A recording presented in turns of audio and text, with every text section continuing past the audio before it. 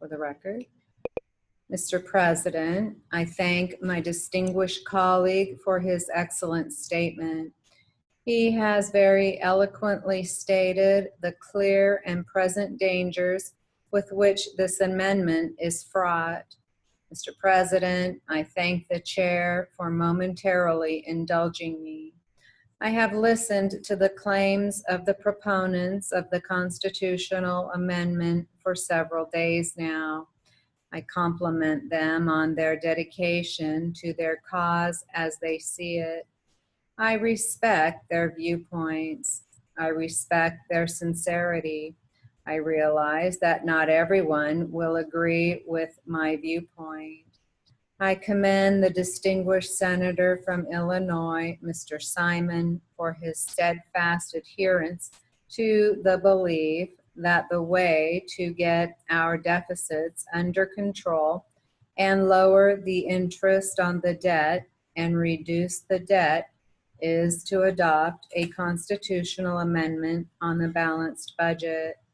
I respect his viewpoint. I differ with it, but we can differ as friends, and we do differ as friends.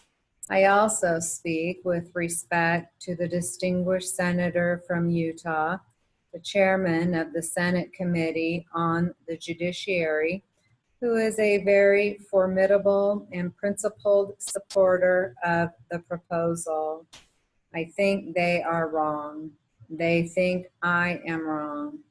But it is the people out there that we hope to try to persuade as to which viewpoint is the right one under the circumstances that obtain. So I have listened to the claims of the proponents of the constitutional amendment for several days now. As I listen, it seems to me that the proponents are selling this amendment very much as the old-time peddlers sold tonic and liniments, kidney pills, and snake oil. To hear the proponents tell it, this amendment will cure everything that is wrong with America today.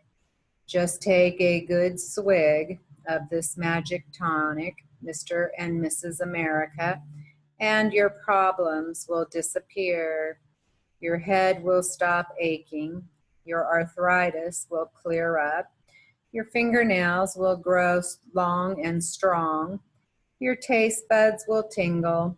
Your hearing will become more acute. You can throw away that old hearing aid. Your eyesight will sharpen. Your dandruff will cease if you have any hair. And if you do not have hair, it will grow hair. And your teeth will whiten, and your marriage will probably improve. Well, never mind what is in the bottle, Mr. and Mrs. America. Truth in labeling does not apply here. Truth in advertising has no place in this debate. Just swallow this magic elixir, and all will be well. The American people are usually good consumers. They are smart consumers. They read the labels on the grocery store shelf to get the fat content of the food they purchase. They read the labels on the cans of food that they buy. I know that I do. I want to find out how much fat there is in the contents, how much sodium, how much cholesterol, and how much by way of proteins and carbohydrates and so on. They look under the hood of cars that they buy. They kick the tires. They squeeze the cantaloupes and the cabbage heads and the other vegetables that they buy. They read the fine print. And by law, that fine print has to be placed on those labels. But I do not believe that the U.S. Senate is helping the people to exercise their prowess as good consumers with the debate so far on this floor. We are not discussing national priorities. We are not spelling out the contents of this snake oil amendment.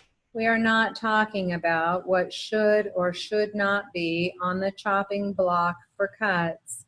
We are not debating the impact such an amendment might have on the economy. We are not talking about the hard choices that will have to be made by somebody if we enact this amendment.